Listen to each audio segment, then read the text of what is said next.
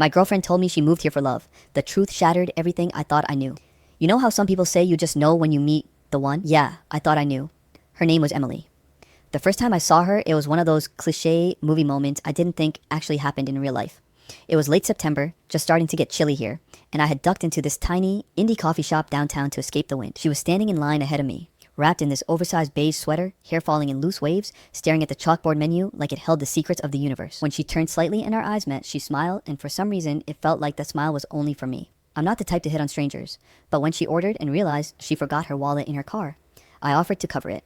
She hesitated, then gave me this shy little, "Thanks, that's really sweet" smile. That's how it started. We ended up sharing a table because the shop was packed.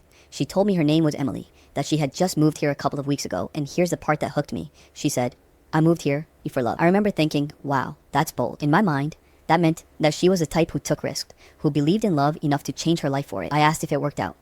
She laughed softly and said, "Not exactly, but maybe I was meant to be here for a different reason." At the time, I thought that different reason was me. We started seeing each other almost every day after that.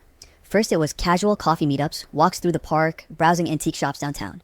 But pretty quickly, it turned into long late-night talks at my apartment, cooking dinner together, sharing playlists, watching terrible rom-coms, just so we could make fun of them. There was this ease with her, like we'd skipped all the awkward, getting to know you stuff and jumped straight into real. I introduced her to my friends after only 2 weeks. That's not normal for me, but something about Emily felt right. She clicked with them, instantly laughing at their dumb jokes, remembering little details about their lives after only meeting them once.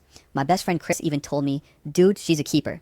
And I believed him. The thing is, I've had my share of bad relationships. The kind where you're constantly second-guessing yourself, where texts go unanswered for hours, where "I'm fine" means anything but fine. With Emily, it felt different. She was attentive. She'd text me good morning and good night without fail. She'd ask how my day was and actually listen. She remembered the exact way I take my coffee. And I didn't realize it, at the time there were also gaps, little gaps. The first one came up when I asked about her family. We were sitting on a blanket at the park, watching kids play frisbee when I asked, "So, do your parents still live where you grew up?" Her smile froze for half a second. "Yeah, sort of. I mean, we're not super close. It's complicated." Then she changed the subject just like that. I didn't push. I figured maybe she had a rough family situation and it wasn't my place to dig. Another time, we were driving through a part of town she claimed she'd never been to before. But as we passed a street, she glanced at a little corner store and muttered under her breath, "Oh, it's still here." I caught it. "Wait, you said you've never been on this side of town."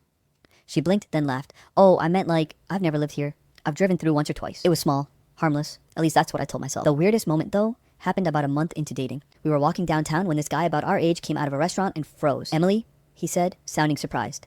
Her whole body tensed. She plastered on a polite smile. "Hey, wow. Small world." They talked for maybe 30 seconds, all surface level stuff. But after he left, I asked, "Who was that?" She shrugged.